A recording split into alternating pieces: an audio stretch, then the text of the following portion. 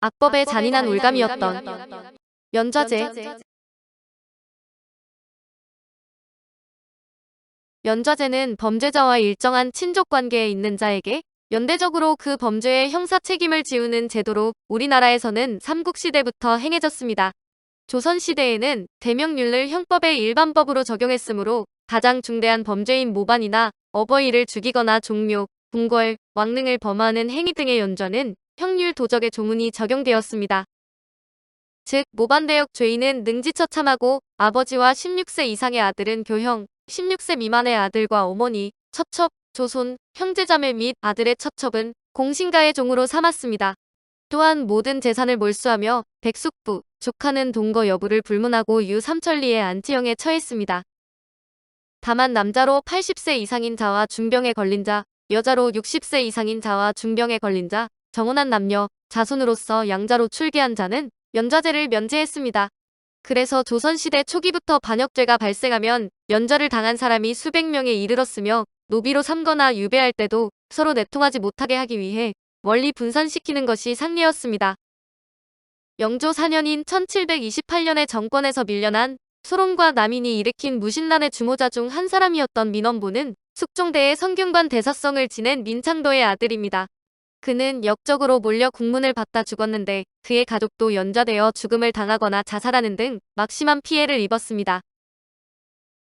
영조실록 17권 영조 4년 4월 17일 정유 5번째 기사 1728년 청옹정 6년 민원보 공초 민원보를 세 차례 형문하니 민원보가 공초하기를 윤상정의 아들이 신의 집에 와서 흉격에 관한 일을 본 것은 사실입니다. 역적이 흉격을 만들어 여러 고을로 보낼 적에 신의 집이 연풍에 가까웠기 때문에 그 고을 좌수가 그것이 관청의 소식이라는 이유로 등서하여 신의 집으로 보냈으므로 윤상정의 아들이 마침 그것을 보게 된 것입니다 하였다. 영조 5년 5월 의금부의 보고에 따르면 민원보의 아들 민복효와 민득효는 연좌의 교형에 처했고 그의 아내와 딸은 종으로 삼게 했습니다. 그리고 어머니는 나이가 70이 넘어 부인의 나이 60세 이상이거나 불치병을 앓는 사람은 논하지 않는다는 규정에 따라 처벌을 면했습니다. 그러나 이 때문에 민원보의 며느리 3명이 한꺼번에 자살을 했는데 아들 민덕효의 아내 신씨, 민득효의 아내 이씨, 민복효의 아내 나씨가 종으로 삼으라는 관청의 공문서가 내려가는 날 일씨의 목을 메어 자살했습니다. 이에 비밀을 철저히 지키지 못한 잘못으로 충주 목사는 처벌을 받았으며 그 밖에도 민원보의 7촌까지의 친척들이 모두 귀양에 처해졌습니다. 영조실록 22권 영조 5년 5월 11일 을묘 2번째 기사 1729년 청옹정 7년 의금부에서 역적 민원보의 친족에게 벌한 사정을 아르다. 의금부에서 아르기를 충주목에서 보고하여 온 바에 의하면 역적 민원보의 아들 민복효 민득효는 연좌시켜 교형에 처하였고 어미 이녀는 나이 70이 넘었는데 율문의 부인의 나이 60세이거나 폐지를 앓는 사람은 논하지 않는다고 되어 있다고 했습니다.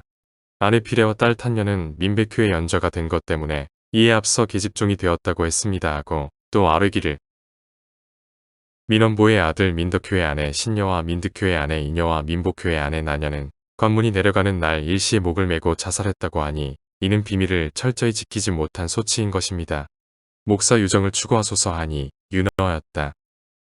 한편 영조 21년인 1745년에 반역을 도모한 죄로 역적으로 몰려 죽은 이색의 아들 이적일은 평안도 남포에서 거주했기 때문에 영조 31년에 남포에서 잡아다 가두었습니다.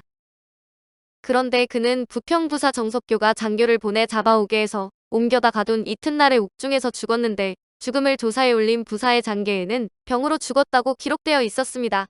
그러나 장계로 보고한 내용이 매우 괴상하고 의아해 강직한 관원을 보내 다시 조사하게 했더니 이적일이 독약을 마시고 자살한 것이 드러나 부사 정석교는 엄중한 처벌을 받았습니다.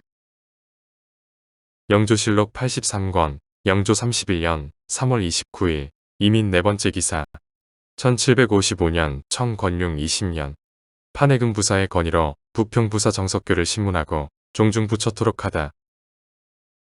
판해금 부사 홍상한이 말하기를 역적 이색의 아들 이적일은 부평에서 입적하고 남포에서 거주하였기 때문에 남포에서 잡아다 가둔 뒤에 부평부사 정석교가 장교를 보내어 잡아오게 해서 옮겨다 가둔 이튿날에 옥중에서 죽었는데 죽은 사실을 조사한 글의 병으로 인하여 죽었다고 현혹하였으며 또 말하기를 이적일이 비록 역적 이색의 아들로 입적은 되었지만 예사는 하지 않았다고 하면서 장기로 보고한 내용이 극도로 괴상하고 의아한 데 관계되기 때문에 경기가명의 공문을 발송하여 따로 강명한 관원을 정하여 조사해서 보고하게 하였더니 이적일이 독약을 마시고 자살한 것이 엄폐하기 어려울 정도로 낭자하며 또 그가 이색의 아들이 됨은 명백하여 의심이 없으니 정석교가 한 짓은 참으로 너무나 놀라워 엄중히 조처하지 않을 수 없습니다. 하니 임금이 해부에 잡아다 신문하라고 명하고 중중 감처하게 하였다. 현록은 장부에 기록하는 것이고 예사는 양자를 허가하는 예조의 빗기입니다. 연좌제는 인간 사이의 윤리를 저버리게 하는 일까지도 벌어지게 했는데 영조 31년인 1755년 나주괴서 사건은 윤지가 나주객사에 붙인 벽사와 관련해 일어난 역모 사건입니다.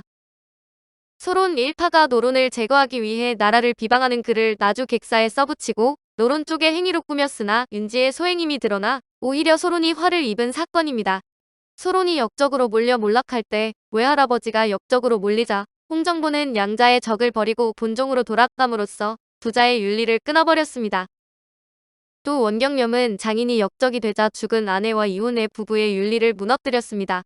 이성중은 그 누이가 역적의 아내로 연좌를 당하자 자살을 했는데 누이가 자살한 날 술과 고기를 먹으며 이야기를 나누고 웃는 등 보통 때와 다름이 없어 사람들에게 비난을 받기도 했습니다. 영조실록 88권 영조 32년 윤 9월 4일 기에 첫 번째 기사 1756년 청건융 21년 사관원에서 이정철 민우수 이성중 등을 채직하라는 상달. 홍정보는 본종으로 돌아가기를 도모하여 스스로 대련을 끊었으니 그 인기와 풍교를 무너뜨림이 이보다 심할 수가 없습니다. 홍정보와 처지가 서로 같았던 사람들을 조정해서 자신의 수주함을 가상하게 여겨 특별히 조용할 것을 명하였으니 홍정보 같은 사람이야 더욱 어찌 죄가 없을 수 있겠습니까? 원경염은 자신에게 누가 될까 염려하여 죽은 아내와 이혼해 억지로 나라법에 벗어난 일을 행함으로써 오륜의 하나를 무너뜨렸으니 옛말에 이른바 잔인하고 야박한 행실이란 바로 이런 사람을 두고 이른 말입니다.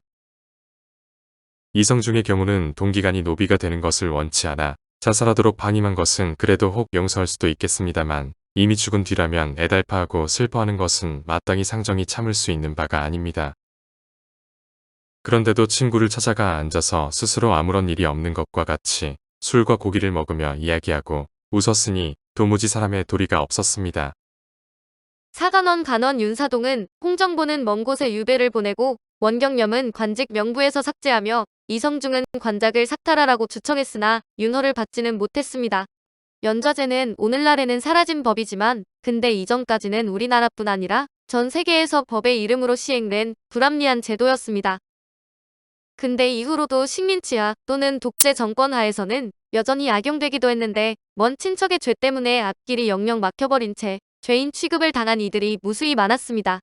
특히 조선사회는 가문과 혈연을 중시했기에 이러한 연좌의 폐단은 오랜 세월 사라지지 않았습니다. 오늘은 악법의 잔인한 올감이었던 연좌제였습니다.